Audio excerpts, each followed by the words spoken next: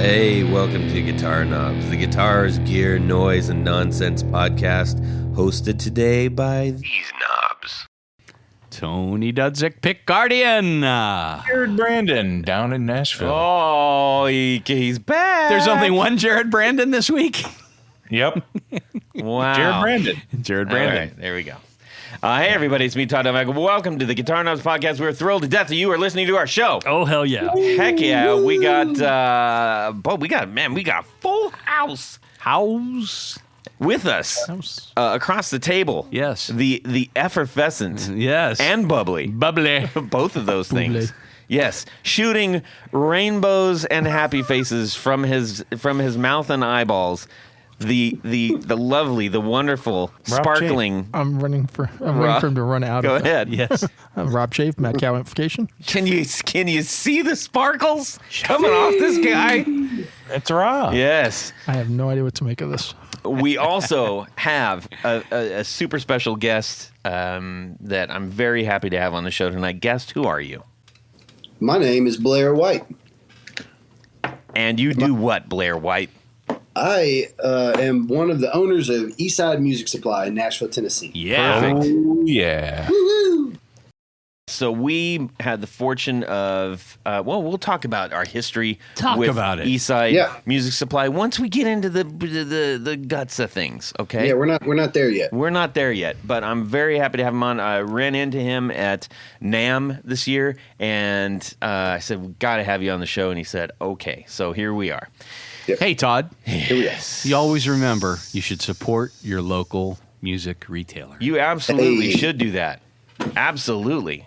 Yeah, just say that one more time. Absolutely. And maybe one more time for the people in the back. Support your local guitar store. Love it. Yes.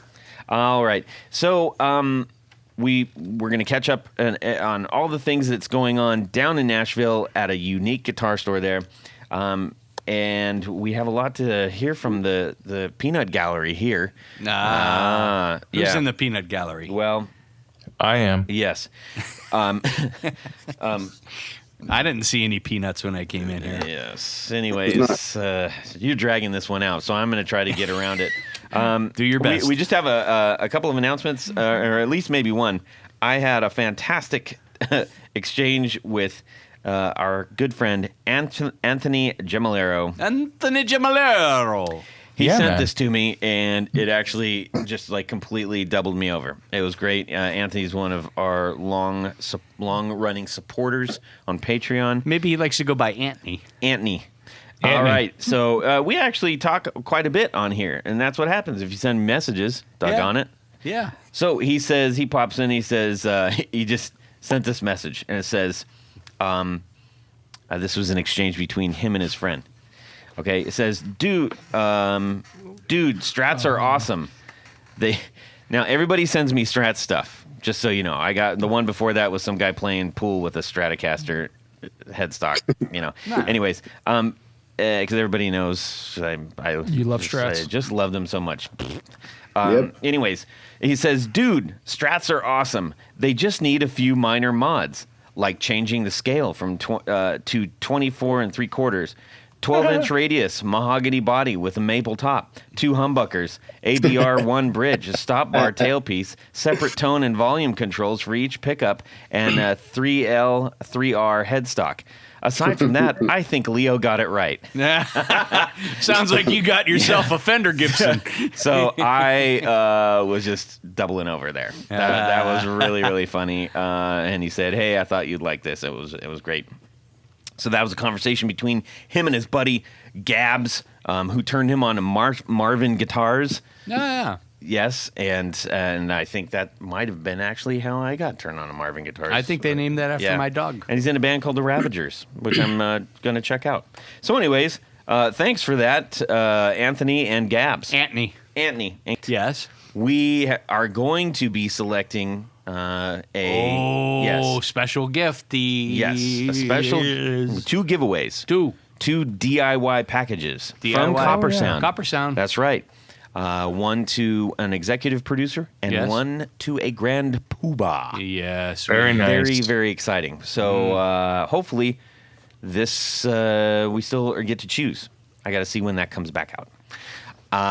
Let's find out what's going on in our music. Wait, hold on, Tony. You know, we get a lot of people joining all the time. Yes. And they might be sitting going, what am I getting into here? For the good people who might be listening for the first time. For the very first time. Yes, or maybe the second time. What do we do here? Let me apologize in advance. No. So sorry. No, we like to talk about gear. We like to talk about guitars and amps and pedals and all the good stuff. Yeah. The stuff that you use every day if you like to play guitar. That's right. And we talk to both big and small manufacturers, boutique manufacturers. Every once in a while, we'll have 101s where we learn a lot about special things. We've got one coming up. We just did one on Vox. That's right. Well, the one coming... And DIY on breadboarding. And the one coming up, in the words of Jan Brady, is Marshall, Marshall, Marshall. That's right. Featuring our very own amp guru over here. Who? The Dr. Fix-It. Talking about. Rob Chafe. Chafe. Yes, who's probably handled more kinds of amps than, well, most people. Well, most people, but Yes. not, He's handled more amps than people, or... Yes. Yes. Most assuredly. Yes. I've been keeping count. Yeah. Yeah. Let's see here.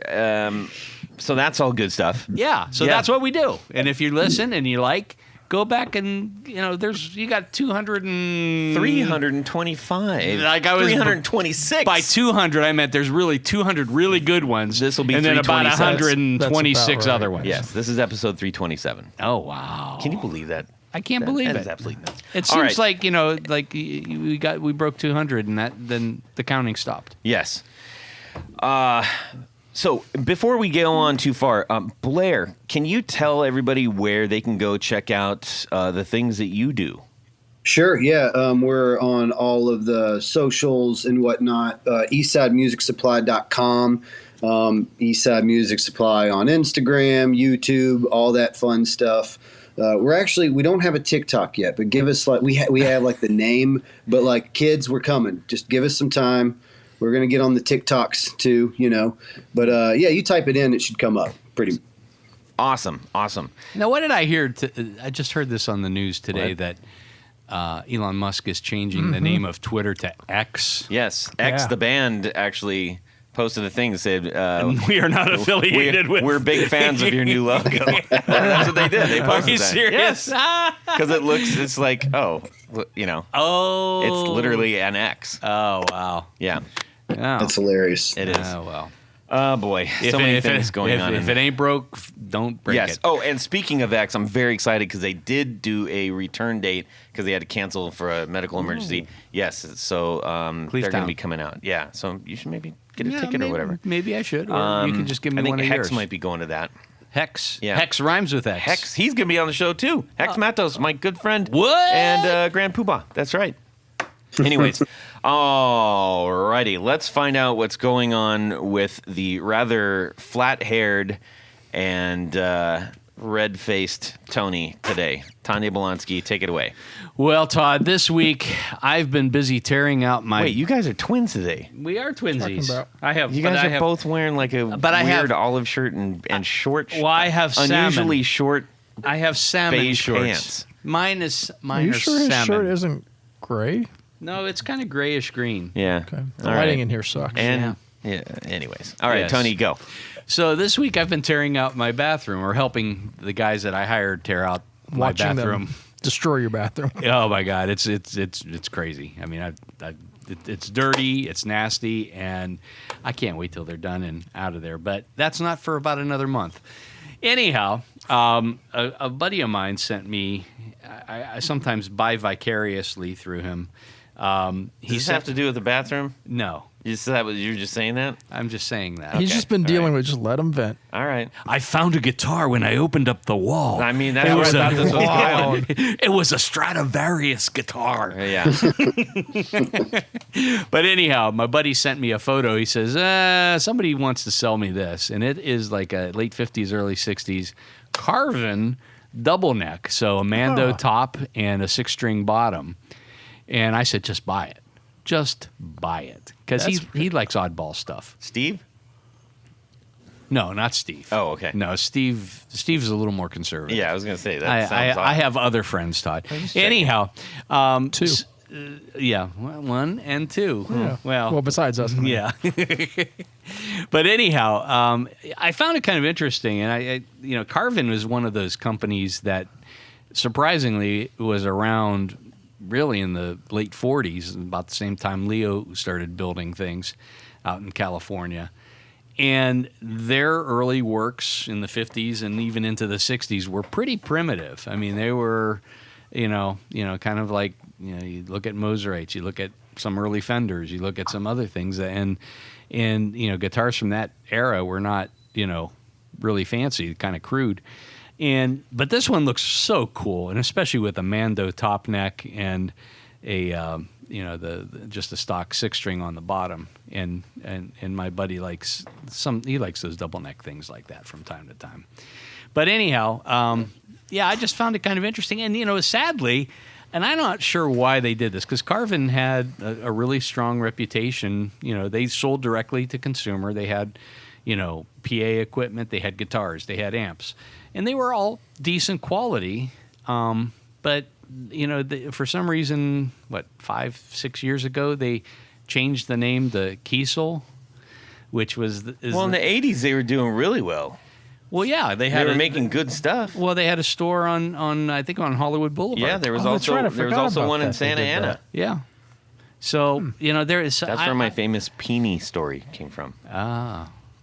I don't know if you're allowed to talk about that on the podcast. Yes. We have a G rating. Wasn't all their electronic stuff also made in USA? Yeah, most of it. I mean, towards the end, I think they started importing some things. So that's your answer right there. Yeah. Well, maybe they couldn't. They couldn't sustain PV learned that lesson 5 years before they did. But also, I don't know if you know or not, but Carvin split. Oh, I did not. And Kiesel was the grandson, whoever's running it now, something Kiesel. Yeah. He took over the guitar division, renamed it Kiesel, but they separated as two separate, completely different companies. But I don't think Carvin exists anymore. It doesn't. The Carvin for electronics continued under Carvin Audio or whatever, a whole separate company staying on its own LLC, yada yada. Yeah. And then it collapsed a few years after that. So basically, the grandson came in, said, let me do this, let me take it over, I'll make it work, and he has. Yeah. And then the electronics side, the other, I don't know what it was, 2 other grandkids or something were running that, and. Rob, while you're talking about the what'd you say? Go ahead, Blair. Oh no, I was just saying the grandson's like, listen, you got it wrong. Got to get rid of these headstocks, and then we can move forward with guitars. No headstocks. The Kiesel, they got the headless. The head, they're like all those they've got some of those. They've got a bunch of different stuff now, and they do the fan guitars and all this. Yeah, they're nuts. Those guitars are insane. Yeah, they do nuts stuff like the crazy 9-string extended range. Yeah. I like that. Well, one more time. About. Yeah. Nope. If you didn't sample it, you missed it. Yeah. Now, Rob, on the note of Carvin. They made guitars, and coming from California, I mean, I saw those a lot. Yeah, all over the place, I'm sure. Yeah. And obviously, they made amps. Well, I shouldn't say obviously. Maybe a lot of people don't know that, but they did make a lot of amps. Oh, they made a really killer tube amp that would give Mesa a run for its money. Well, that's what I was going to ask. Have you run across many Carvins, and what do you think of them? I've run across a fair number. Not as many as I'm sure, because freight charges to get it across the U.S. Everything from okay to pretty good. Yeah, they didn't really have their own sound, did they? As much? No, not so much as like other brands. That this sounds like this, Marshall sounds like Marshall, Vox sounds like Vox. No, it was a little bit of everything. It's probably more Fendery based, and they had a lot of high gain stuff. They had the whole Legacy series. There was those 2 and 3 channel, the Vice stuff, Steve Vai, and the old stuff, the X100Bs. Yeah. Those things are sick. Yeah, those are like a 2-channel Marshall-y thing. So I mean, they kind of tried to cover, and they kind of hit the peak of their stuff when all the rack gear was coming out. I can't say for sure when their big sales thing was. I know that probably late 70s through very early 90s would have probably been the most prolific time I remember seeing guitar amps around. Yeah. But, I mean, for me, it was the late 80s and into the 90s. But then again, of all the stuff I've seen, it's probably the Vi stuff I see the most often. So and that was later. So who knows?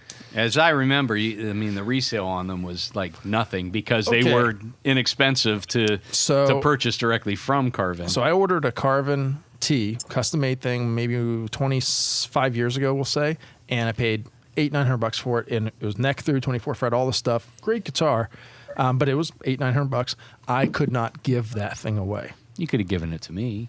I ended up selling it for less than $300. Oh my! Took it to a couple guitar shows, couldn't give them away. Finally, somebody came up, was interested. I had like 4 something marked on it, and the guy was like, "What will you take?" I was like, "How much money you got in your pocket?" Just Wow. it's got to go away. I couldn't get rid of it. Yeah, Wow. but now that they're called Kiesel and all the stuff, even Yeah. the old Carvin stuff's worth a pretty penny guitar wise. It's going more. Yeah. Okay. Well, that's good to know. So, anyways, we hijacked your whole thing there. That's okay. That was my music world this week.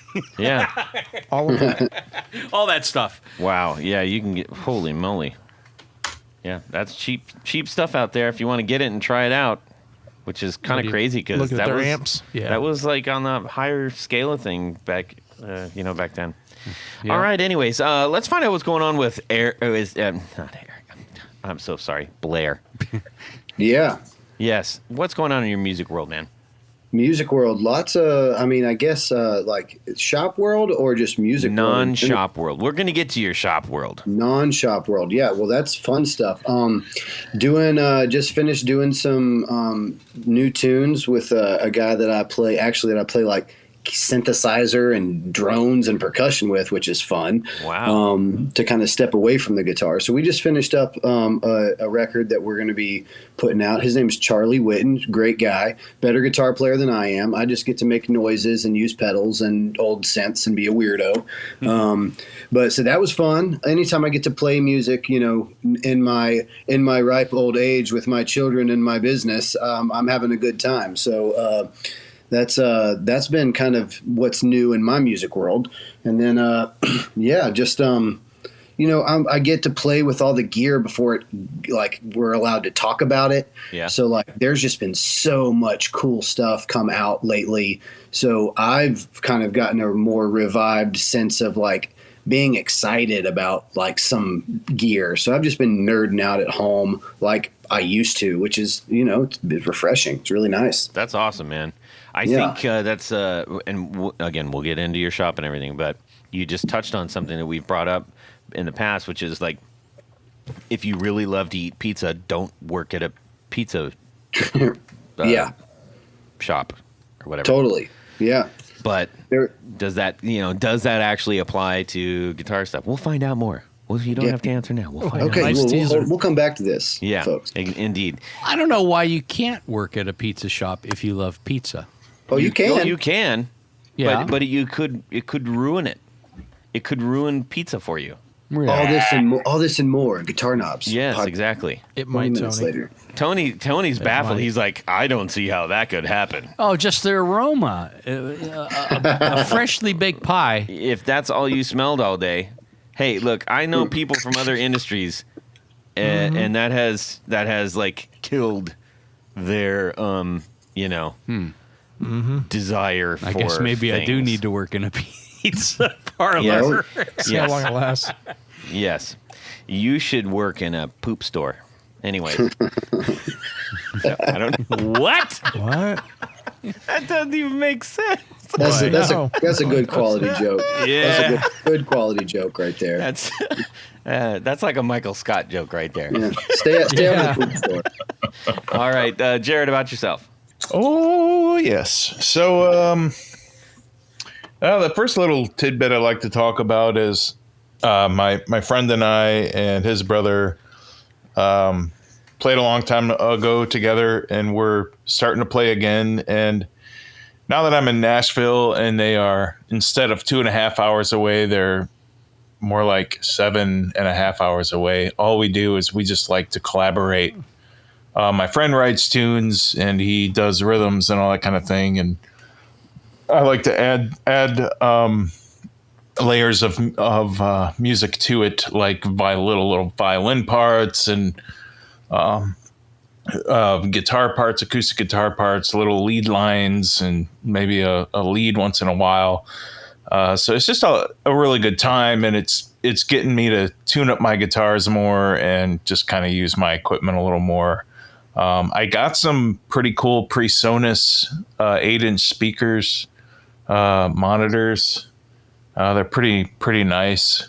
They're really loud. I didn't expect them to be this loud, but I did that so I can kind of help mix the stuff, and so I got some pretty cool. I've never had studio monitors in my life. I've never had them. This is my first time, and I just hook them right up to the Focusrite that I use. And they're fantastic. It's like I wish I would have bought some of these 20 years ago. Yeah, it's a game changer. It is, and yeah, you can just kind of hear everything without having headphones, and yeah, it's great. So yeah, just doing a lot of collaborating, recording.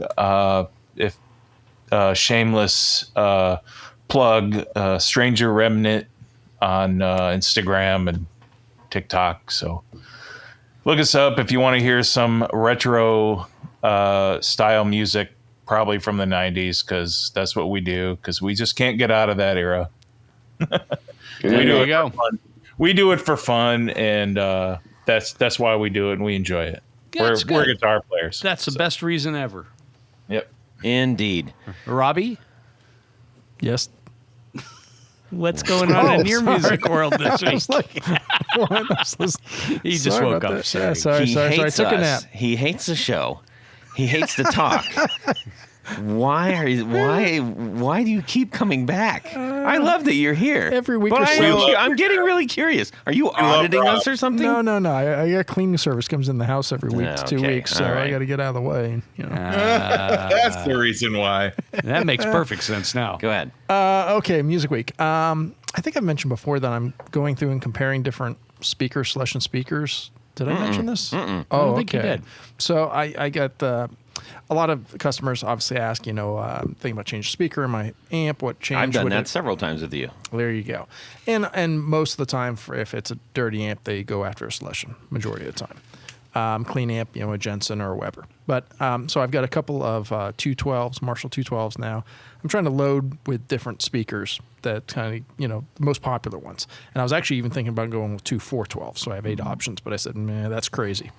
So I'm going through and A/Bing a bunch of different speakers and going, let's keep this one in this cabinet. But yeah, so I had 4 different V30s that were all older ones from the 90s. And I purposely had these all sitting around because I'd already gone through many different V30s from different stages, Chinese and all these different makes, and narrowed it down to this certain period of time that I liked, the 95 to 99 period. Now, are those UK or UK. Okay. Yeah. And this is before they went over to China the first time. They have the old cones, blah, blah, blah, blah. Anyways, I was blown away because I had 4 of them. I was like, well, let's put the best sounding one or the most versatile one in this cab for a demo.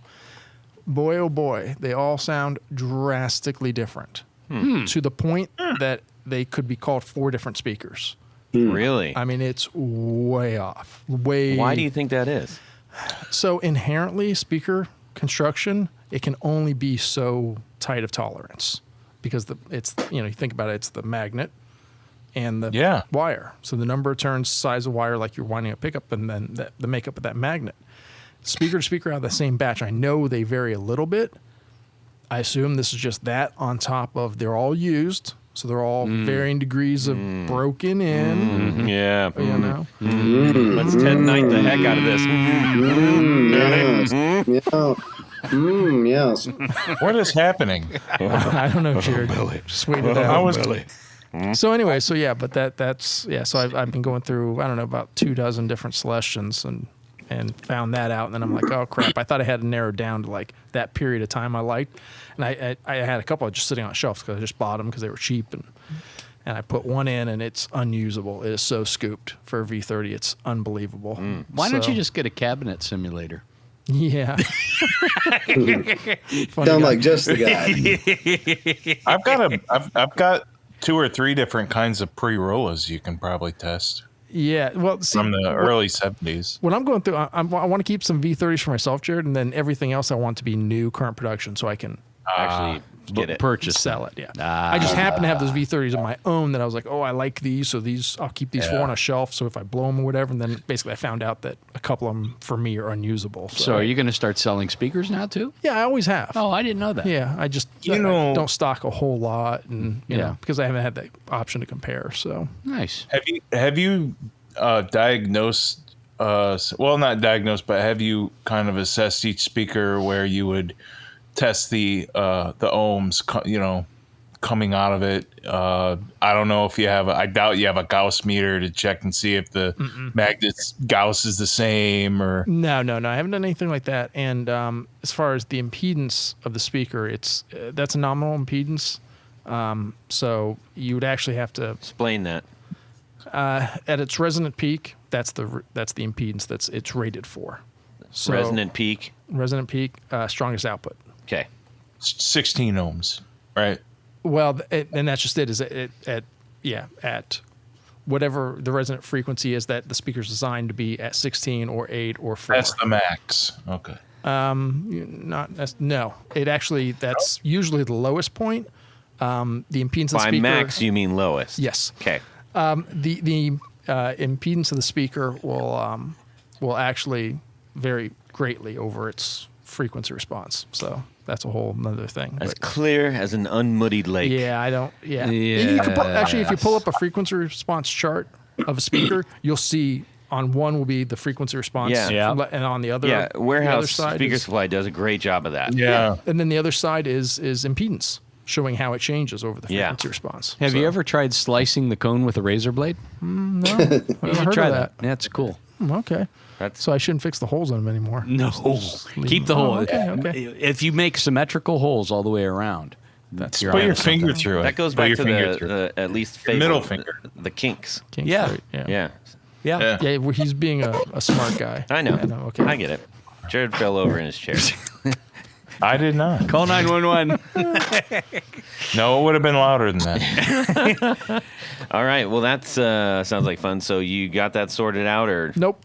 Nope. Nope. We'll talk about it again another 6 months, another 6 months after that. Because I'll Awesome. get this sorted out, then I'll probably go to 2 412s, and then I'll go to 4 Did you say this is 412s. for your personal rig? That you're No, testing? this is for the shop. Yeah, okay, So yeah. that way I can have all the, Yep. options. So when people come in and go, hey, I'm thinking about changing the speaker in my Vox, and I go, Yep. well, okay, what do you have in there right now? Oh, you got the old whatever, a Wharfdale.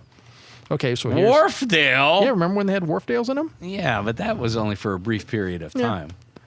I just swapped a pair in a guy's AC30, Really? actually. Yeah, we put in a greenback and a gold.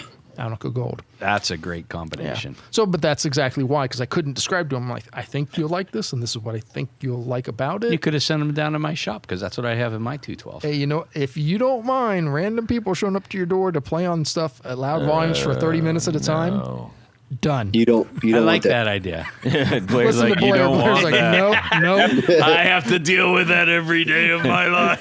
That, Yeah, but they have Yeah. to buy a pick guard. cut That's the to walk price. hard and Oh, man. and watch Blair going, you don't want none of this, do we? We want nothing that, do we? No, they have to buy. They have to buy an arch top pick guard. That's the price. Aggressive admission. Blair, let me ask you a question.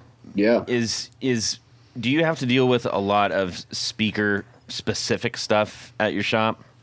We do repairs. We do a good bit of repairs, and we do swaps. We don't recone or do anything like that. There's a couple people in town. Jared, you might know somebody else. I know there's like one person in town, but getting speakers repaired, we used to just have to send them to there's a place called Freeman and Tool in Texas, and it was the craziest thing. If there was a busted speaker that we needed to recone, like a cool old vintage speaker, we would send it to them. The instructions I got were to put it in a box with a note on it. On the note, have our return address and an email. And that I never heard from them, but like a week later, I get the speaker back and I have an invoice in my inbox, and it's like, that's $120 for reconing this and this. I was like, mystery people. It was the craziest thing ever. But no, we don't. I mean, we do swaps, and we don't same. We don't really stock a bunch of them just because there are so many, and everyone is so specific. And man, it is a labor intensive thing to be like, hey, let's hear what these sound like. And then like you were saying, it's like even after you do that, like each speaker could sound different just because of how beat it is or how much, dope's on it and all this kind of stuff, and just varying degrees of things. So we don't stock a whole hell of a lot of them, but we swap them out, and we try to help as best as we can with like players that have questions and like requests. But like at the end of the day, man, my ears don't sound like yours. Your head, the tone in your head is not the tone in my head that I think you're talking about. So speakers are one thing that's really tricky to deal with. So I guess that's the long answer to no, we don't really deal with a lot of speakers. That's a great explanation. And you mentioned a word that is common to people who are around speakers a lot, but you mentioned the word dope. Would either you or Tony or Rob care to explain dope? We've gone through this with Guitar Warehouse speakers. By the way, go check out those episodes. They're really, really good, everybody. Well, back in the 70s, that's what they would refer drugs as. Thanks. Mm-hmm. Could count on that low-hanging fruit. So you just that's the only drugs dope on I the know. speakers. Yes, after you make the slashes with the razor blades. Yes. Okay. Yep. Well, Those speakers probably Help had people out here. too much dope. You start slashing your speakers. dope is a glue. Yep. It's basically a quick drying kind of a varnish base, maybe, or something. I don't even know what it's based. It smells. Yeah, it looks like the black rubber stuff around the dust cap speaker, and it's like right on the dust cap and stuff. And like the outside. Yeah. So it must be flexible, and it must not like get super hard. It just kind of holds everything together. It's a Yeah, interesting. Okay, well, not to extend this section any longer, Todd, but what's going on in your music world this week? Well, I'm glad you asked. I'm collecting more and more video, and this week I was out at Chase's shop and got everything sanded down. I did I sanded the cap down on the back of Vinny. Vinny the guitar that you're hogging out weight. Yes, that we put on a diet. And I must say I did a dang good job sanding that little jammy. And Chase was even like, wow, nice job. You're sanding guitars? I'm sanding my guitar. Wow. Follow along, Rob. So Sorry. After that, out. Get the liner notes. Yes, after that, I did the black grain filler because we're making the back kind of like the neck on Vinny, which is it's been grain filled and then painted, but then like the paint's been like rubbed off because I didn't want like a varnish, like a heavy varnish or heavy. So is it like semi-satin then, or is it like no black? It's no black and like almost like just like almost like an oiled wood, like a violin kind of thing. Yes, almost as if you had a giant pad of sandpaper on your belly and while you were playing. What? For 10 years. No, that's not it. Anyways, and we did he put a really nice little thing on this, which I'm excited to ultimately reveal. I won't reveal it completely, but I thought it was really, is it really a dedication thoughtful. to me? It is. I knew it. Yes. I knew it. It's a big middle finger. And anyway, so then we went in there and he did a really nice black burst around it. Nice. It's looking good. I'm very excited about this, Yeah. and anxious to get it back so I can start playing it. So Yeah, that'll be but great. more to come. Like I said, I'm going to show all the process of it because I think it's kind of neat. That's exciting And stuff. I felt lucky because I'm in his shop. This is the guitar that he built for me. Do you ever go home? I do sometimes. Okay, I was wondering. And he's like, hey, here's what you do. You do these things. So I got to put some love into the guitar, which was kind of nice. I appreciated that. And you didn't screw it up. Good for you. No. I said, man, I can do this. Yeah, I can do this, Chase. Yeah, maybe I'm going to start building guitars. Yeah. I mean, he said, hey, don't do that for a couple of times. But overall, I think I did pretty good. Pretty good. Anyways, we need to check in with Tour Gear because they have got some fantastic things for everybody. Tell us. Blair, I don't know if you're familiar with Tour Gear. Are you familiar with Tour Gear designs? It's ironic timing. I've actually been a little back and forth about these Tour Gear designs because I came across them, and not only do they have every length imaginable for the patch cable, but they're so small and they just look really, really sleek. And they're flat like a crepe. Yeah, flat. I like crepes. I like flat cables too. Yeah. So they don't kink up and wad up and get in the way and everything. Here's a tip: don't eat the cables. Eat Don't the eat crepes. 'em. Yes. All right. So, Blair, then you know firsthand these are really really excellent pieces of gear to have, especially if you're putting together and you're like, hey, I need to clean up my board. I've got 27 different kinds of patch cables on it, old ones, new ones, pancake ones, square ones, the whole 9 yards. Do it right. Get a clean job done. Get all the different links you need and get it from one place that is reputable. TourGearDesigns.com. When you load up your cart, You're going to load up your cart. You will. And if you're smart, you're going to do that. Trust me. And I've loaded up a couple times. And you just need to put in the guitar knobs. In the coupon code. Coupon code. All one word, all lowercase. And you're going to get 10% off your entire order. That's an extra 10% savings on an already reasonably priced product. Beyond that's a good reasonably deal. priced. Yeah. That's a good deal. You might as well load it up if you get that big of a discount, you know? That is Absolutely. correct. Oh. That is correct. So, anyways, we need to say a big fat thank you to Tour Gear Designs for sponsoring our 4 on the Floor. Thank you for sponsoring our 4 on the Floor. Oh, hey, by the way, before we jump into the noise that's about to happen, if you got a shop like Blair does, Yeah. or like our pal out in Oakland Guitars, Johnny, or LSJ, Tour Gear is looking for smaller shops like yourselves to get into. So you need to connect with these guys. Get some killer cables in your shop, okay? They asked me specifically, okay, to do that. At any rate, we are going to get on with this. Jared? Let me get a little bit of this. Oh, that was a nice one. Amateur. 1, 2, 3. 4 on the floor. Blair Yo.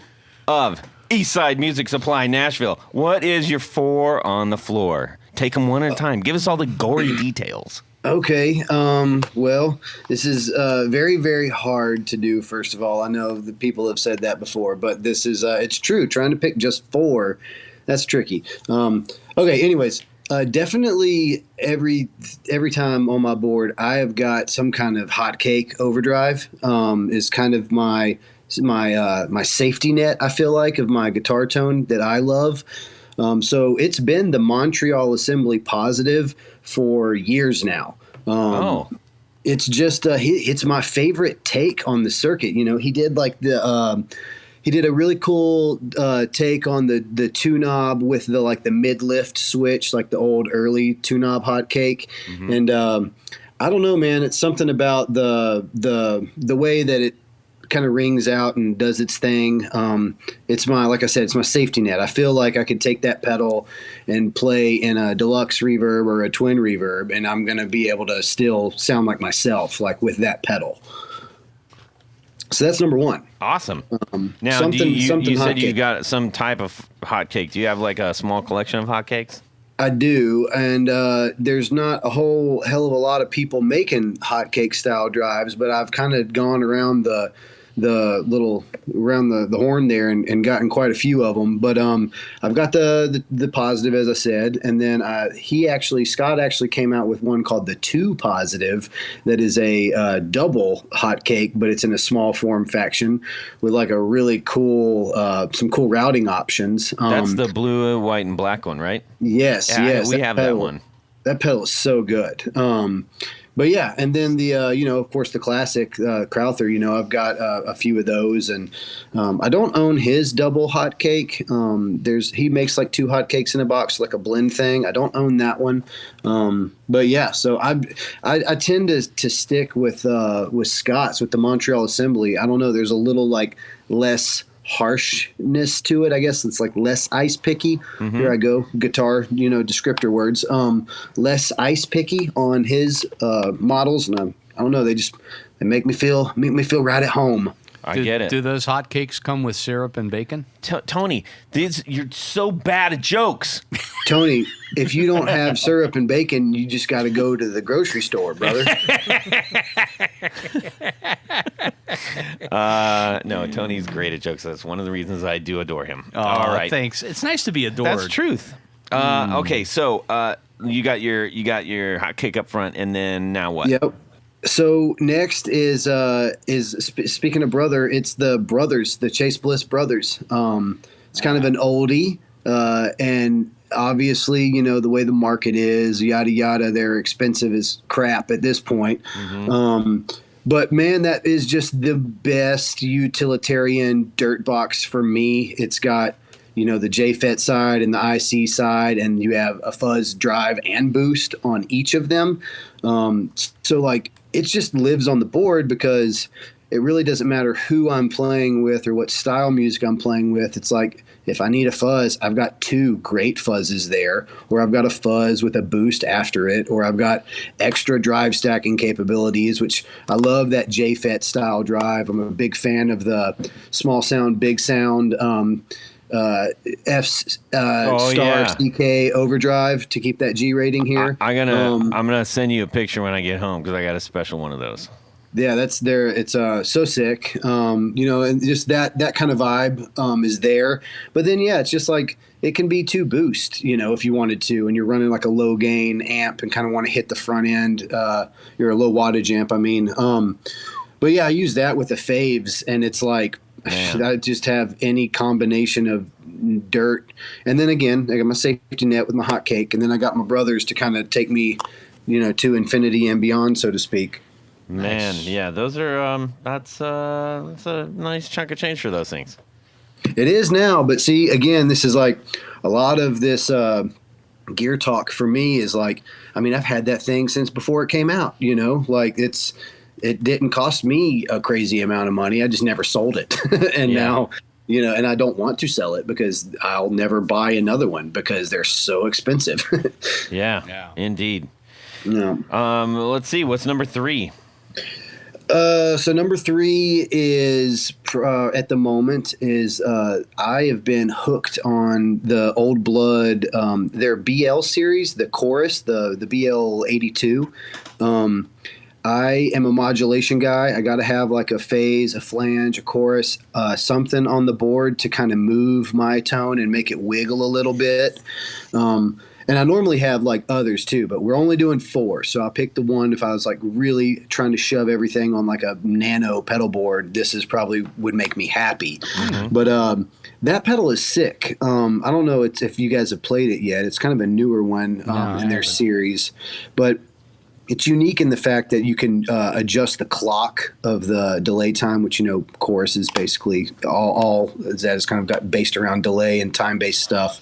But it can get some real flangey type tones, and I'm like a big fan of the like Electric Mistress and like that whole like parked flange filter matrix thing where it kind of does that's how I sound like Mark Knopfler, because I do not like Strats either, and that quack makes me feel uncomfortable, but that gives me that like same like cocteau kind of weird flangey thing, and the BL82 does that as well as like a nice shimmery chorus. So that one's been like one that I'm like, when I'm changing the board out for fun or for gigs, I'm like, no, you stay, because you could be a pedal that, you know, just makes everything sound a little better. Sure. You know, cool pedal. Now, do you use you ever use the expression with that? So the BL series does not have expression, and I'm actually, it's funny because Brady is a very close friend of mine. We talk regularly, and it's like I've never cared about the expression capabilities of any of his pedals because they always have like hold functions or like freeze switches, you know, so I don't need an expression. And then he releases like the BL, like the reverse and the chorus and then the reverb that just came out, and it's like, I wish this had an expression to the clock. It would make this a game changer. Oh, maybe. So I'm looking at it. I assumed this was an expression input, but in the lower right-hand corner. Oh, that's the power. Yeah, that's just the power jack. Everything's side mounted. Yep. Ugh. I mean, that's awesome. Yeah, I love that. By us. I've got a couple pedals like that, and every time I'm like, Oh, It's Tetris, man. You got to Yes. just wiggle them around and make them. Hey, you know what, brother? You need to go get yourself some Tour Gear Designs patch cables, and you can put everything you want I side like by side. I like it. I like that you're on the tip. Okay, last one. Okay, so yeah, it's again kind of not fair. And this one is like more left of like those three pedals specifically. I definitely love. Trying to pick another one's hard, man. I always got like a spacey reverb on the board because I got to have something that I can play like alone and like just be atmospheric. Tend to be more of a like soundscapey type guitarist, which is why I love pedals. I paint pictures. I don't enter the shred dad world very much. Although I love metal and high gain, I just can't sweep pick or play really fast very well. So spacey reverb is normally something there, but I think more importantly, man, the Spaceman Voyager is the bougie version of basically the envelope tremolo. Is like I got to have an envelope tremolo on the board. The Spaceman Voyager that was out years ago is probably the best one that I think has ever been made. Again, unobtainium. Not trying to be that dude. Is that the but white like, one or the black one? Well, I've got a black one. The Ruined Edition is what they called it, and that's back when Zach was doing like limited editions of everything. And you could buy this pedal new at a reasonable price back then. And of course, now like they're not making them, so it's $600-700, which is way too much money. But so ironically enough, that's the pedal that I love so much. And when I was, I worked with MXR when they were before they released their tremolo, and actually got them to write code for an envelope trim system that ended up being, it was like too late in the process because they'd already had like their enclosures done and their circuit boards laid out, but it's a secret function on the MXR tremolo that the re-release that they did, and it's got your whole nine there, so you can get envelope trim out of that, and it's smaller, although it's side jacks as well. It's smaller, so I can fit another pedal on there. So it's probably that most often than not. Envelope trim, I'd go MXR just because it's small. Yep. And that's about it. I can dig it. I think maybe that's a rather unexpected four on the floor than maybe I might have tagged you for. Yeah, that's cool. Maybe all of them were not. It's on our it's list hard, before. man. I'm a big pedal board guy. I got 14 pedals on the board most of the time, so it's like picking four of them. I knew coming into this was going to be tricky, but those are like. That's a part of my vibe. Having an envelope-based tremolo is just so cool because you can just leave it on and just let it breathe as you're playing. And it speeds up when you pick harder, and it slows down on your release, and it's a vibe. It's really, really rad. Yeah, I can dig it. Thank you. That was some really great ones. Now let's see. We need to find out more about not only you but the thing that you do, because I that is an important aspect of our collective guitar worlds. So For sure. Tell us, remind us what it is that you do as your profession. So I am one of the owners of Eastside Music Supply. It's a guitar shop in Nashville, and specializing in pedals, of course, because that's what we love, and weird, obscure guitars and amps, and just kind of neighborhood guitar shop, Yes. Well, in the a neighborhood guitar shop, but your neighborhood happens to be Music Capital USA. So True. A pretty fair amount of solid gear coming through there.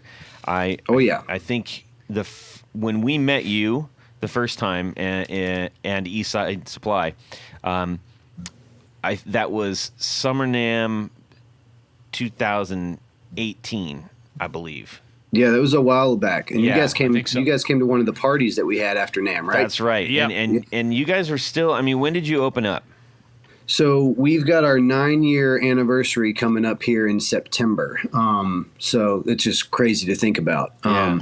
But yeah, so the store that you guys came to, I'm pretty certain was the one on the corner there. Yep. And so we had probably just been in there for, I don't know, we've been there for like 7 years now, I believe. So, yep. But that's a long time ago when we met, man. A long time ago. Yeah. Well, and for those who haven't been there, I'm going to set it up, but you can please elaborate. It's what you, I think, would like. Let me back that up. I appreciated what we walked into. It wasn't something that made me feel like I was a stranger there.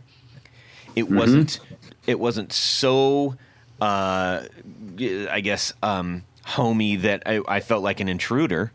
You know, sometimes you can feel like an intruder. Sometimes you can feel like a complete stranger in a place. And I appreciated that. Like you really do know your audience.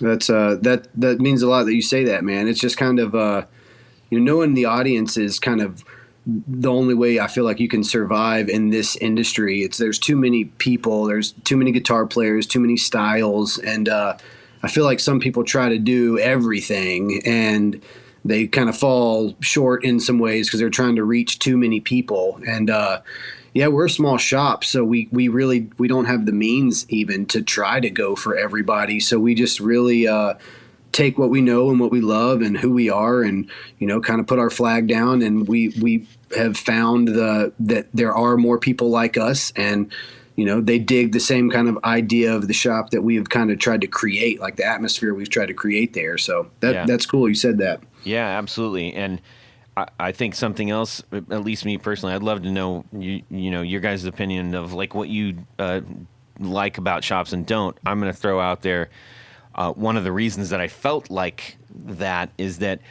I didn't have to search around and try to find something interesting or try to find something that, like you said, wasn't pointed to either way out of my zip code or so common that it wasn't interesting to me. And quite the opposite. I mean, there was a party going on there, and Jared and I were there. Tony, I don't think you... I was there. No, just kidding. See how soon they forget?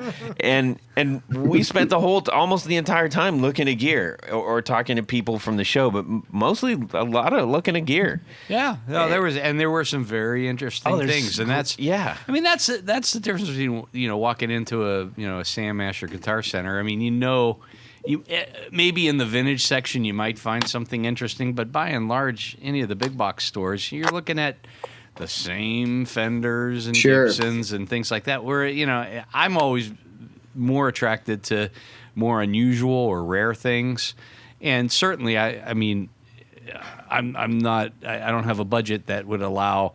Yes, you do. Well, okay, but I prefer player grade instruments. Yeah.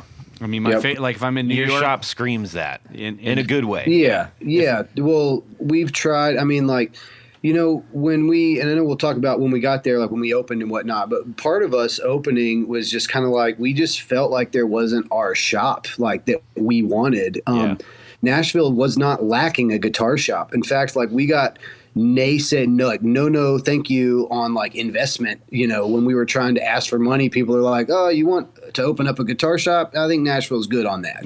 Hey, and it's true. Hey, Jerry, I mean, get this one, come over here. Yeah, right. And it's like you got in a world of Carter Vintage and Groon and Rumble Seat moved to town and like all these people that do this stuff really well. Like, don't get me wrong, I appreciate a vintage guitar. Like, I love it, I appreciate it, but like, dude, I ain't buying that. I ain't got $50K or $20K or like for a guitar. Like, and I know that like I can appreciate that, but it also doesn't mean that I have to like try to sell that because, I mean, just to be honest with you, the people that can like afford a $50,000 guitar are probably not my kind of people, man. Like, they live in Franklin. Yeah, like, and that doesn't mean that they're not good people. It's just they're not. I don't know. It's like they're not downtown. Different strokes for different folks, and we just what you're doing because it is fun to go and make the rounds. I mean, that's one of the things we did there. We hit all the big shops. Yeah, and it's neat because you can see some really neat stuff there. Sure, we get museums basically. Yeah, exactly. And that's what you feel like you're walking into, and you're almost afraid to pick something up and try it out. Yeah. Yep. That's when I saw that Selmer Zodiac, and I just about. Oh yeah, those are sick. Oh, that yeah, was but it's beautiful. that was just kind of one of the main things. Just kind of like, man, we're players. Me and Brandon had both spent time on the road, and like we were kind of just trying. Even it's like successful musicians that are very well in the pocket. Like financially, not all of them really care to buy a Dumble either. I mean, you got your crowd that definitely does, but a lot of touring musicians just want good player grade gear. They don't want to spend 10 grand on a guitar. They want, they'd rather have, two guitars that are, $4,000 or whatever. It's like, so I don't know. Yeah, we definitely try to, we're just trying to be who we are and have the shop that we'd want to go to. And I can't afford super expensive vintage shit. So we don't really try to get it, Well, I think we don't want to paint a picture that this is like like pawn shop grade stuff either by any means. Oh, yeah. You No, guys not at all. have a selection of good stuff, but like interesting good stuff That plays. Yeah. Yeah, that's Well, the difference between, when I say a player grade instrument, that means if you wanted to, you could actually take it out that day And gig it. Yeah. Sure. Versus Yeah, if you go to totally. a pawn shop and you spend a week to find something and tweak it man. and things like that. So to me, that's the difference. And like I was going to say, if I'm in New York, I like going to 30th Street Guitars because it's the same thing. It's got great deals, good deals on really great player grade instruments. Good deals on great gear. Yes. Yeah. Yeah, no, but that's so true. When we kind of like were starting to ship gear, like the first couple years, we didn't even have like a website for like the first 2 years. Like we were slow to all that. And when we started shipping guitars out, and people were like, "Hey, you said the fret life was good, but like there's a divot here, and it needs a crown." And it's kind of like, well, I mean, it needs one soon. Like it doesn't need it now, but and so after we got like two times that happened, we were just like, you know what? Everything that gets on the floor is going downstairs. Everything's getting level frets. Everything's getting polished and set up. Nothing is like, so that's like something that we kind of take pride in. And, we've gotten a reputation for that, online with like, all the great reviews that we get and whatnot on Reverb and whatnot. But it's like, hey man, I got this guitar, pulled it out of the box, and it's fantastic. And so we, you're talking about being able to pick up a guitar off of the wall and it be player grade. Like you can go, stage or studio ready, it's ready to go, man. And that's because again, like it all kind of comes back to like what we'd want. I wouldn't want to spend, $1,500 on a guitar at ship, and then I'm like, it's not intonated. I got to take it to my tech and have him set it up, and then the tech's actually, man, you need to do a fret level because this is a bunch of dead spots and no fall away and blah blah blah. So it's like, well, cool. My $1,500 guitar just turned into a $1,700 guitar, and I won't get to play it for a week. Yeah. If you're lucky. Right? Yeah, I know. I say a week. Our turnaround time right now is like a month. So that's I don't know where a week came from. Yeah.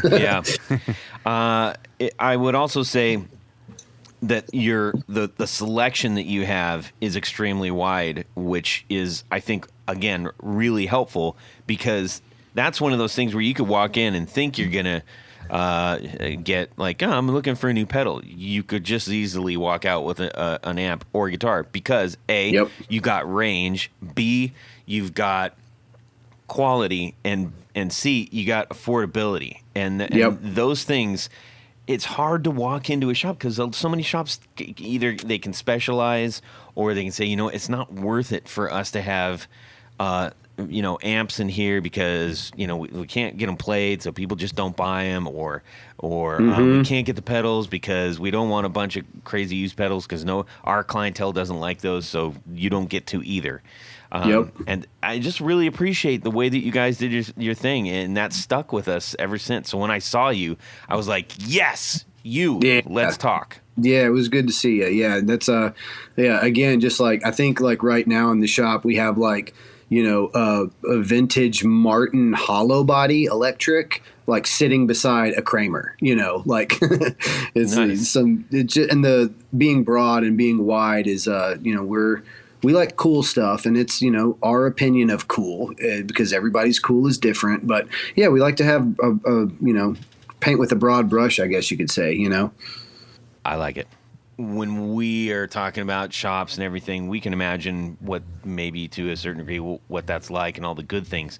What are some of the difficulties that you find in running a shop without necessarily diving into like the inner workings of the actual like core business and where you have to pay the bills and all that blah blah blah blah blah, like the shop part? That is a big old fat can of worms, and I love to talk about it. Someone probably would appreciate it, and but man, running the shop's crazy. We opened it up because we're players, we love gear, yada yada yada. Here we are. You had the pizza shop analogy earlier. The burnout is real. That happened where me and Brandon were at my house when we got our first shipments from like Mantic and Earthquaker, and we're like, oh my gosh, we got all these pedals for the shop, and now stuff comes in and I'll play it later, like, oh cool, I'll plug that new pedal in like in a week. Like that happened like for a while. The burnout was real. Because running a business and running the shop on that admin side is not just like coming in and playing with gear all day, which, a lot of my friends are like, oh, dude, it must be so cool. Like, you just get to play pedals all day. And I'm like, I wish that was like what it is, but it's not. But yeah, I'm back from burnout land and I'm enjoying gear again, which is awesome. But honestly, man, one of the hardest parts about running a shop is the people that you deal with. And I think that's like, anybody's job that works in any kind of like customer service and retail. And I don't know, it could be considered a hot take here, but like not everybody is cool, man. A lot of people suck. And a lot of guitar players in our industry suck as humans. And how do you really feel? I mean, I'm just being honest with you. Yeah. Like you asked me, I'm telling you. It's like, well, now keep in mind the guy who's basically created a name for himself on the internet for calling stuff out like that just asked you that question. Yeah, I mean, it's true though. It's like, so as we've grown, which has been awesome, we're reaching a broader audience. That means more people, man. And back to it, more people means more, jackholes, and you got to deal with them. And we are just real people at the end of the day. I think there's like an issue with some people that have just grown up in like, Burger King culture, have it your way, customers always right. That like, honestly, man, treat us like shit and it's not okay. And so we don't tolerate it. That's like one of the cool things about not being like Guitar Center or something is like, I've had people just be complete, jerks to my staff and to me, and on the phone. Oh, well, I need to speak to a manager, and I'm like, man, I own the shop, man. You're talking to me, and like, don't ever shop here again. That's fine. I don't need your attitude. I don't need how you're treating my people is not okay. And I don't know, man. There's a lot of people that have just been so used to just getting everything that they want, and like, as a human that runs a business, like I can't deal with that for my personal mental health. Like the smile and turn the other cheek is like one thing, but like some of these people that we deal with, man, are absolutely insane. Like I talk about it all the time. Give me 5 years. I'm going to put out a coffee table book that is screenshots from my Reverb interactions. It is going to blow your mind, man. The things that people will say to you blindly over the internet are insane. Right. And it makes it even that much worse when if you think about the shop that you've created and why you created it and the people that you handpicked to put in there. Yeah. That's a radically different scenario that people obviously are not picking up on. Not everyone, and that's the thing. I feel like I said, people are so used to just sending an email back to a big commercial entity and just bitching about something, and then they get this email back that's like, we're so sorry, John, you can here take your we're going to give you a coupon for $100 off because you had a bad experience and blah blah blah. And like, some of the stuff is just like, I mean, not to say that we don't make mistakes, and like, we love taking care of our people. Like, that is, customer service is huge for us. Yeah. But at the same time, like, I am not okay with being walked on as a human. And like, if that means you're going to leave me a bad Google review and never shop with me again, then bye. And like, you're going to tell all your friends. And it's like, dude, sometimes it's like, I'm like, please tell your friends, because if they like you, that means I probably won't like them either. So like, y'all just go on and go shop at Sam Ash or whatever. I don't need it. Like your pedal purchases for the next 5 years that you're, or whatever. It's like, I would rather not have to have the mental strain of dealing with you and having to like tell my staff and our crew, like, listen, man, just you just got to let them have what they want, man. Like, yeah. I don't know. That's like gutting as a manager. It is. It's just, it's as a human, man, like you can't like, I don't know. Yeah. Be real. We're authentic people, and at the end of the day, we want to be treated like that. And we give people an incredible amount of attention and care. And when you're in the shop, man, like we give everybody the red carpet. Doesn't matter who you are. But you come in with attitude, it's like not okay. On that note of the red carpet and all the good stuff. Now you gave us the bad side of the penny. What's the shiny side of the penny when it comes to that? Oh, there's a shiny side for sure. I mean, running the shop, like I was talking about earlier, I get to play so much sweet stuff. I get new gear before it comes out, and that's kind of exciting. And you feel like, you know something that no one knows about. And it's like, like the Old Blood pedal that just came out, that BL, series, the Reverb, and the new Chase Bliss and Empress collaboration. It's like, knowing about that, but not being able to tell anybody is like, that's just exciting. and so that's kind of cool. And then, you meet great people too, like, because not everyone sucks. Don't get me wrong. We have like, I do have faith in humans overall, kinda. But the shiny side is there are just a lot of great people out there and a lot of great people in this industry. And I've been able to build some of my best friendships with some of these people, and, just builders and players alike, and even other store owners. There's a lot of good people that we've met, and a lot of fun stuff, when we went to Anaheim, like, that's, hey, I gotta go to California because it's NAMM and I might see Todd, and it's a business trip. And so there's definitely, shiny side of the penny for sure. Yeah. Lots of fun little things. You have, as you said, you got a shop on the corner in Nashville's a big city, but it's also a small city at the same time. Yeah. And, some of the bigger places, we all have talked about, like, man, it's so nice when you have a place where you can go, and I don't want to get all like cheersy on everybody, but there is an element to that when you have, especially around a something you're enthusiastic or passionate about, and you kind of can go and feel kind of at home at, and talk to the people, and they'll recognize you and say, actually, I just got this thing in, man. I can't wait.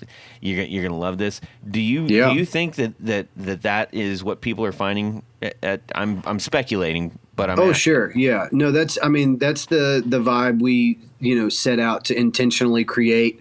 Even the people that are a part of the crew, it's like, they're all solid people that feel the same way. That we kind of have we're kind of a culture there at the shop that we've, tried to create with our local music community, which is such a big deal to us, being there locally and being able to support what's going on, in our hometown, which is like, you talked about, Nashville's music is insane. There's 300 shows a night within a 5-mile square radius of each other. Half of them are free. And, the guy playing guitar is 6 times better than you, and he served your sandwich at lunch the same day. Like, it's insane, the amount of talent there. But, the shop on the corner there is cool. And, we see it all, man. We see it all. I like it. Yeah. Rob? Yeah, I actually have 2 questions for you. Number one, talking about gear, I hear that you have some new pedal companies. Do you also carry new guitar brands and new amp brands as well, or are the guitars? Yeah, so I've again, just harping back into like what I've always loved, and what Brandon's always loved. We the short answer is yes, we do. It's kind of more leaned towards the smaller builders. We carry a few luthiers, scale model guitars, Nest Customs, Revelator stuff. We get in some new guitars every now and then. Same thing with amps. We carry Benson amps new. We worked with Third Power for a little while as well. Love what they do. And but for us, man, I've bought one new amplifier in my whole life. One. And I've bought one new guitar in my whole life, and I didn't even buy it. My parents bought it for me when I was a kid. And it's like everything else has been used.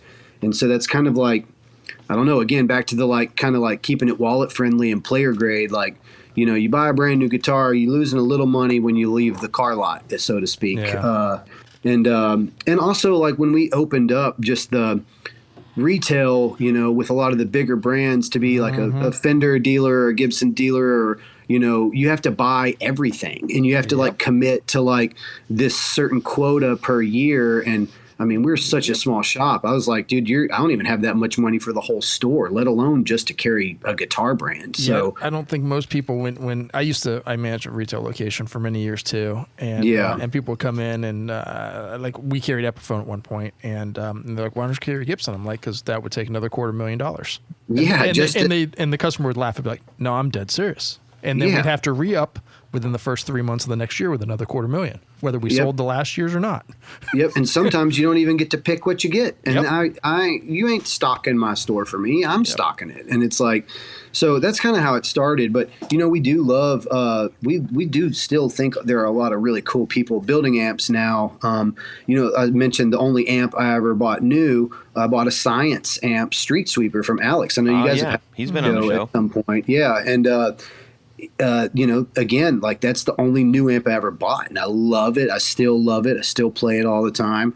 And I would carry Alex's amps, but he can't even keep up with his own build. He's selling them direct, which is so cool. I'm stoked for him, that he gets to do that and still tour. And, so it's would I like to carry a few other brands? If I could go pick 6 guitars from Gibson and 6 from Fender, then I would love that. But that's just not how the industry has been. And I think that it's kind of starting to lean towards a way where people kind of, I don't know. A good example is that was with when we started carrying Boss and Roland. They had, always had a big buy-in. If you're going to do Boss, you got to do Roland. You got to do the whole 9. You can't just get some Boss pedals. And I was just kind of talking to the guy at NAMM actually, and was just like, man, we love pedals. We are the go-to shop in town, and we love Boss pedals. We grew up on Boss pedals. Y'all need to be in the store, but I can't spend $50,000 on Boss and Roland products. If you can let me tinker some in here, and we ended up being able to work that out, which was incredible. That's awesome. But but it's the same way. I think the industry is kind of leaning towards that a little bit with some of the bigger brands. But that's the long answer to we do sell some new guitars and amps, mostly small brands, none of the big guys, but then the pedal selection is insane with new brands. And we also have just a ridiculous used collection that's constantly changing. Awesome. Are you noticing any trends, or is there something specifically that your customers are asking for these days? It comes and goes. It's always so surprising, the industry. Some things you can see coming from a little ways away, and then some things catch you completely off guard, whether it's, somebody's, there's a John Mayer rig rundown and he plays this pedal. And man, I've had, 17 of these sitting collecting dust, and all of a sudden they're all gone in a day. And I'm like, wait, what happened? I missed something. And then I'm like, try to go order more. I'm like, let me get 10 more of these real quick. And they're like, oh man, we just got hit with a big order. It's going to be 3 weeks. So, but you see that, of course. And then, other than that, sometimes, with what Josh is doing with the JHS show, it's like, man, that's a whole merry-go-round circus and, tent with all the whole 9 with what's going to be the next coolest thing. It's like, and I think it's great what he's doing. Pretty remarkable. love he is doing so much for the culture of our industry that people might not even realize, but he is a true historian. And I know you guys have probably joked about it too, but yeah, he's in a museum. Open up a museum, Josh, if you hear this. Yeah. No, we actually said that on the show. Yeah. It's like I've told you once, I'll tell you on a podcast, Josh, open up a museum. Just do it. Let us go see everything. Let the public come. But yeah, what he's doing is so cool, but that affects the market. And, like a rig rundown or obviously the thing too with like hustle culture and everybody trying to flip everything, which don't get me started on that. But that's like a whole thing where it's like, or do, if you like to ruffle feathers, we'll do it. I'm down. But yeah, it's like, such and such is, we're not making any more of these. This is going to be done. And then all of a sudden they're all gone and you can't find them. And so watching the trends in the gear is pretty funny, man. It's pretty wild. Yeah. Hit makers for sure. I think Jared it was piping in for a good question here. I've been into your shop a couple of times, and both were the Summer NAMM, and so the amp that I bought from you, I ended up selling that to the fellow who bought my business. And crazy. I sold it to him because I didn't want to carry it up the steps. It was so heavy, but that's probably one of the best amps I had, and I loved that amp, and I had so many things. Zach wanted it worse than me, so I sold it reluctantly, knowing that I can always come back and play it. But yeah, I just wanted to share that story on here quick. But my question was, what's the coolest piece of gear or your favorite, something memorable that has been in your shop? Is this something that I didn't buy or something that I might have bought? Because that's two different answers. Give us both.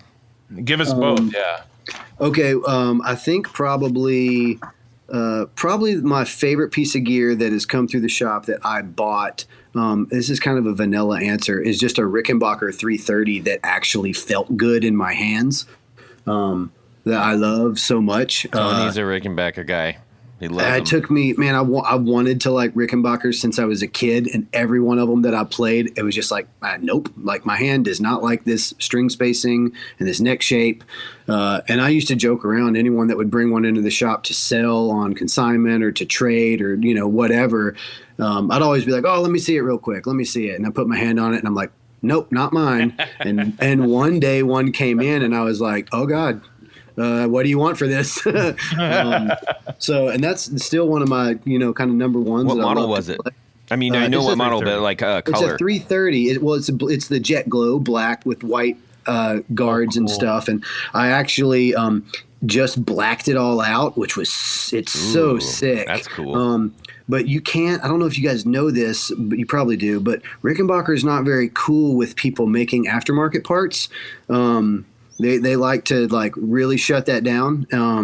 And apparently, like if I wanted a replacement pick guard for this Rick, I was going to have to send them my white one and pay like $150 for like a different one. No, that's the truss. Tony. That's the truss rod cover. They're very sensitive about truss rod covers. But so yeah, in terms of the guards, so the guards have never been a problem. In fact, Rickenbacker and I have a really good working relationship. And nice. Yeah. Well, I'm sorry, but I bought mine from some guy in Greece because it was a black truss rod cover. Did it come with lamb?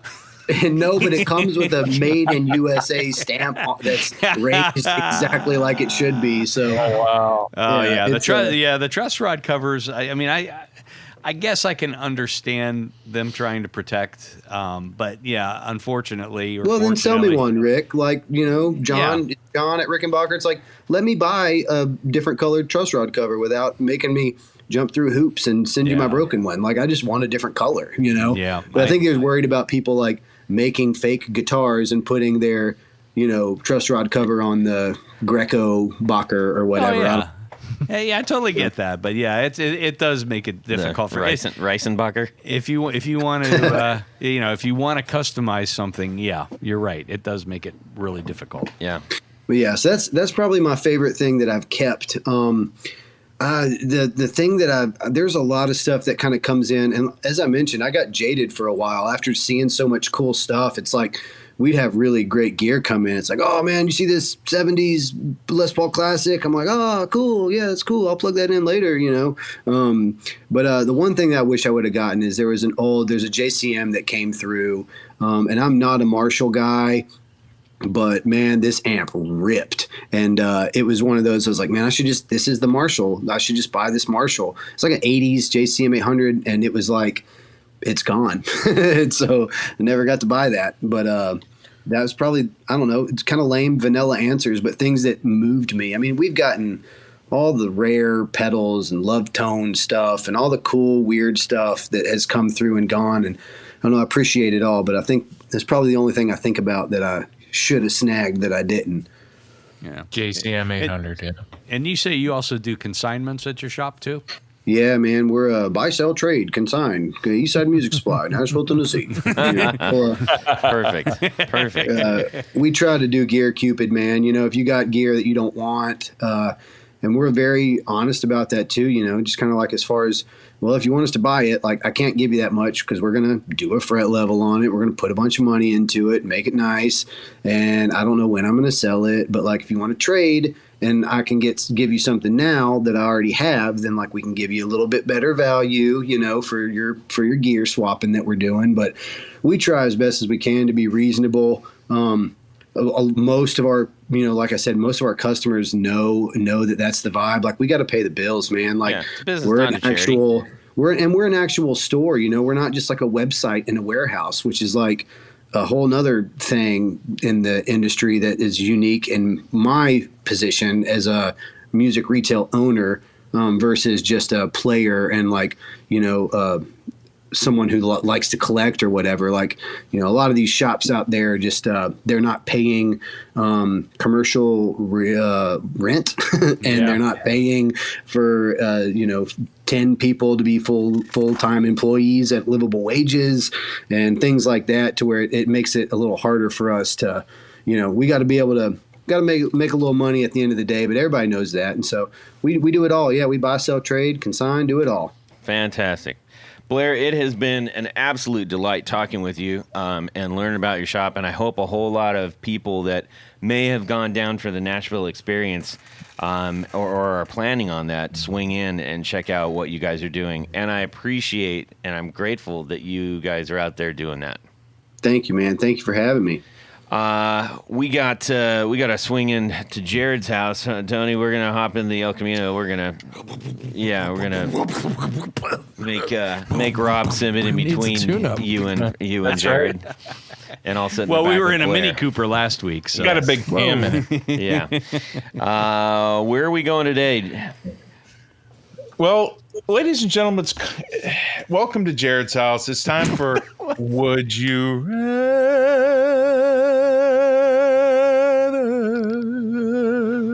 All right. So you're walking down the street, and a tour manager for two famous big bands. Everybody knows who they are. They ask you if you like AC/DC and Ozzy Osbourne. He asked you, hey, man, can you fill in for one of our bands? We got two shows going at once over, your Kansas City, Kansas, and Kansas City, Missouri. There's two shows going on. Is that Max's Kansas City? I don't know. Anyway. It's Tony. The first band would be AC/DC you're going to play for. But they don't care to mingle with you, so you're stuck eating the catering food that has been sitting around for a while, like fish and warm tartar sauce. You know what I'm saying? And I love both of those. Yeah. And the bathroom you have access to is a tired old full porta-john, right? There's TP all over the place. No number twos there. But the gear. Now, remember, you have to eat the fish, the old sitting out fish and the warm tartar sauce. So anyway, the gear is vintage Gibson and Fender, like top of the line guitars with the top of the line pedals and amps. Like they have the best stuff. Even the Red SG that Angus left for you to play. The second show is Ozzy Osbourne. So he's got fresh catering.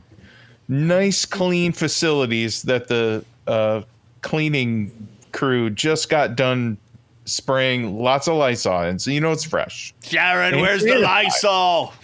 That's right. But the equipment is scarce because the missing guitar player took the good stuff. You're left with one Fender Bass 6, and you will have to play lead guitar on that. Ooh. Wow. Which show are you going to fill in for? And you're Okay. super starving too, so you have to What eat. are the bathrooms like on the Aussie show? Absolutely clean and fresh Lysol. Yeah, Like- and a killer spread of food. The food is That's right. is like no warm fish and no warm All tartar right, sauce. go ahead, Tony. Well, you know, Todd. Yes, intimately. Really? Yes. Wow, interesting. We'll talk about that after the podcast. Let's not. I think, gosh, playing lead on a bass 6 is damn near impossible.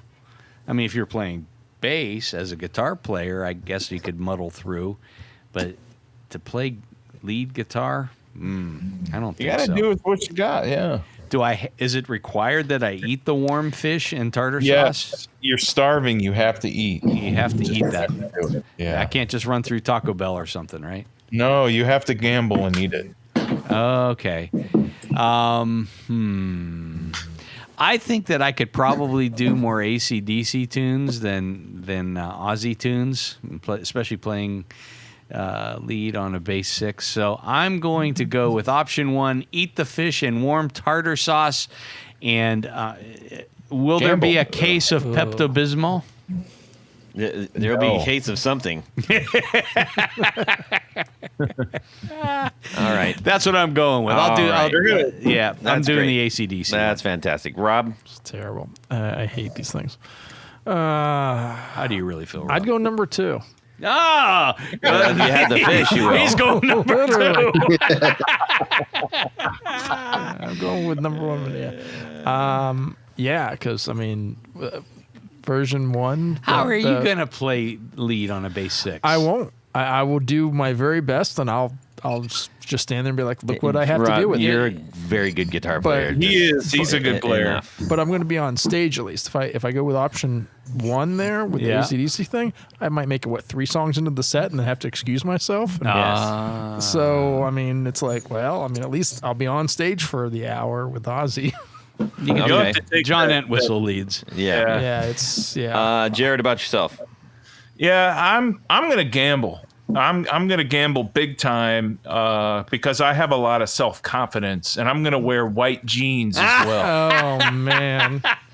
So I'm gonna go ahead and eat the warm fish and the warm tartar sauce, and have a Gibson SG. And if I have to take it into the bath, like into the John with me while it's plugged Oh, I in, didn't know that was an option. I'll do it. Yeah. I'll do it. I don't care. Yeah. Okay. Nice. Blair, what are you doing? I mean, you ain't playing Bark at the Moon with a bass 6, man. That just ain't happening. and I'm not going to an Aussie show unless they're playing that song. So, Yeah. I mean, yeah, I'm going to have to go with the Fish and AC/DC. I can bang out 3 chords and let Angus rip all day long. I cannot take the place of any of those guitar players for Aussie. Yeah. Not happening. Okay. Todd, what are you gonna do, brother? I'm going with Ozzy. Number 1, because I'm going to enjoy the food. And number 2, because all I got to do is pinch harmonics all night and nobody's going to know the difference. Oh, So no, I'll take the bass. That's only like I'll 4 take the records basics. worth of stuff. That's- Dude, you it hacked doesn't it. matter. You hacked it, man. That's the recorded part. Oh no. That's Yeah, because but that's- Zach Wilde just did all. But Zach's only 4 albums. I know, but it's. All I have to do is. Shaky Lee, I Randy know stuff. that, but they're not playing the shows. Well, I know, but you got to cover their songs. But he did. See, I'm just picking up where he left off. And I it- see what you mean. I see the- what you mean. The pinch harmonic. Pinch harmonic Meister. on a bass Yes, 6. That's Yeah, all I got to let's do. see how Just that go. works out. It'll be more like thud, thud, thud. Womp. Oh, That is bonk, true. That is a bonk, would you rather bonk. hack That's from what I'm Todd Novak. Yes, I hacked it. Thank you. I hacked into it, Yeah. and I win. That's a good I'm a one. driver. I'm a winner. things are going to change. I can feel it. All right. That was really cool. Thanks, Jared. Thanks, Jared. We need to say a thank you Yes. to our to some very important people. Yes, Todd, because at this point of the show, there's a special group of people we love to thank. These are our executive producers. Now, how do you become one? Well, quite easy. Head over to patreon.com and check out a couple different levels in which you can participate. Become a sponsor, a patron, a hero of the podcast. Yes. Each level comes with some very, very nice thank you gifts. But as an executive producer, there's We one. need another hero. We do need another Yes. hero. I need Yes. a Yes. hero. Yes. That's another good one. Yeah. Okay. But there's one thing more in addition to the thank you gifts. Jared, what is that? You get to have your name read on the thing. Your name man. read on the thing. That's what I'm going to do right now as Todd rolls his hands, meaning I should go faster.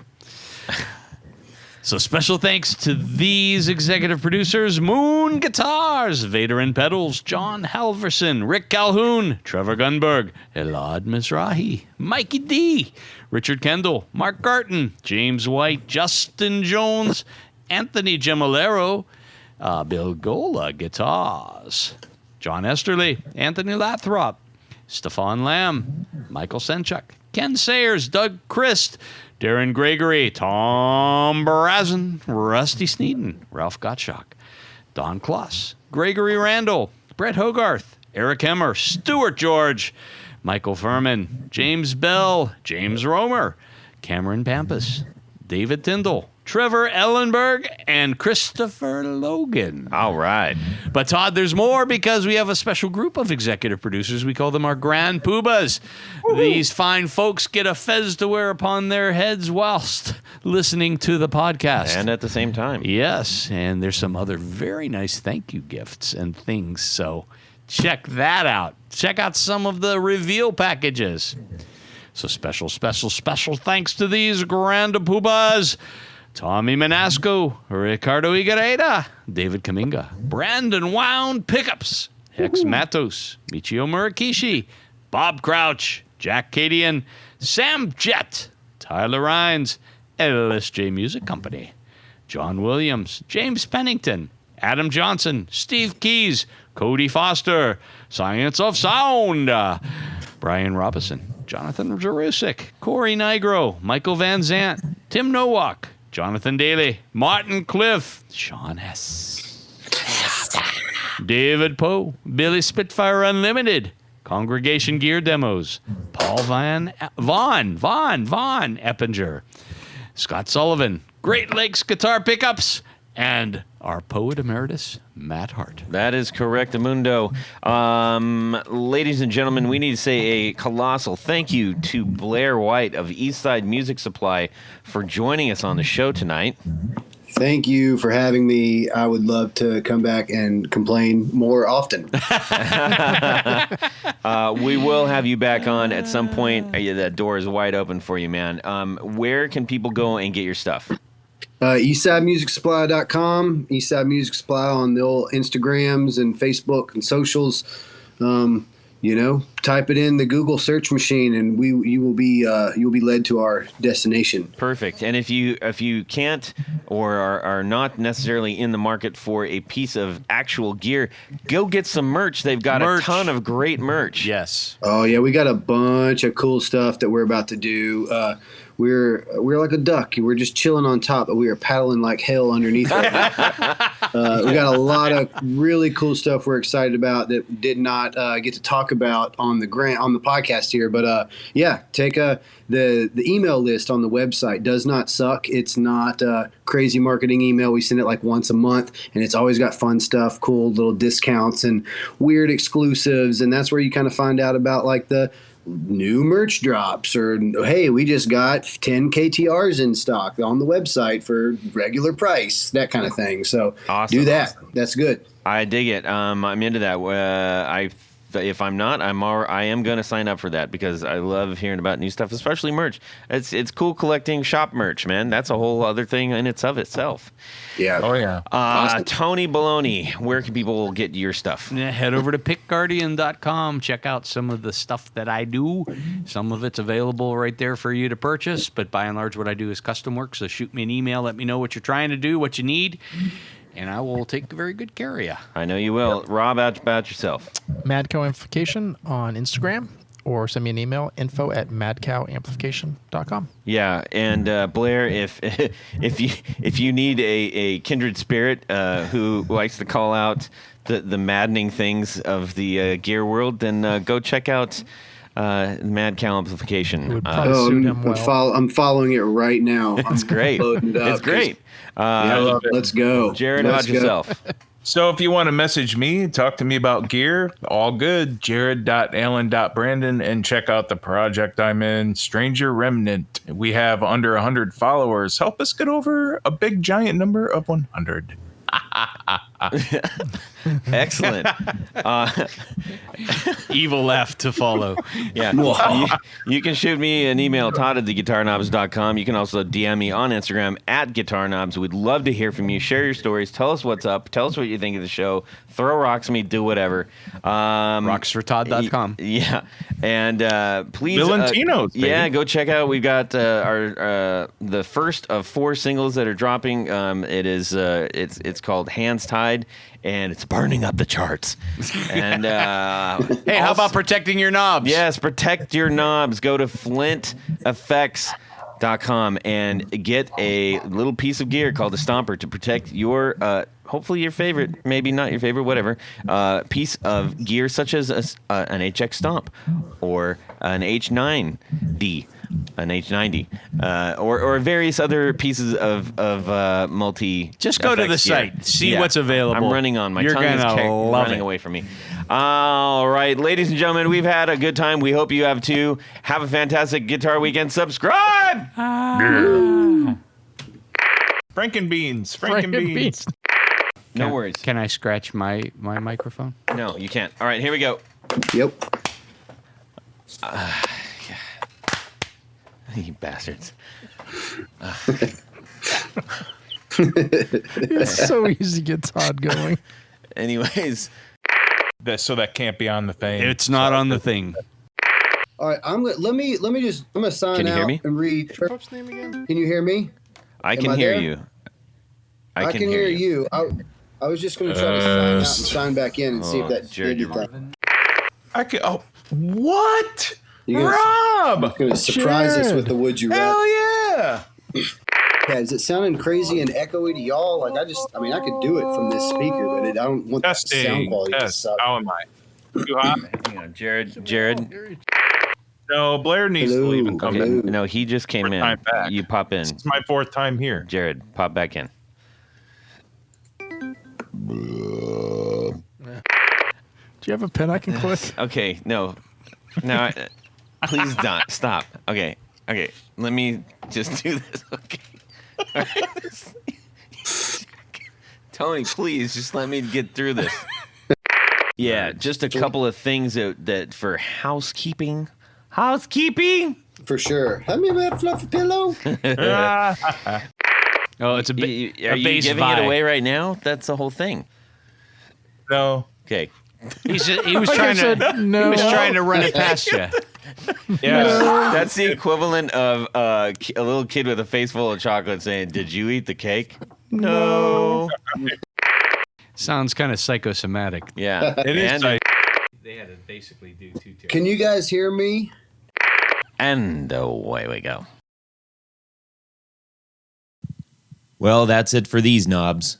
Please visit our Patreon page at patreon.com/theguitarknobs. Visit our website at theguitarknobs.com for all of our past episodes, 4 on the Floor blog, and other good stuff. You can connect with us on social too at our Facebook page and share your gear and stories on our Facebook group. Also, be sure to check out our Instagram at Guitar Knobs. Catch you next time.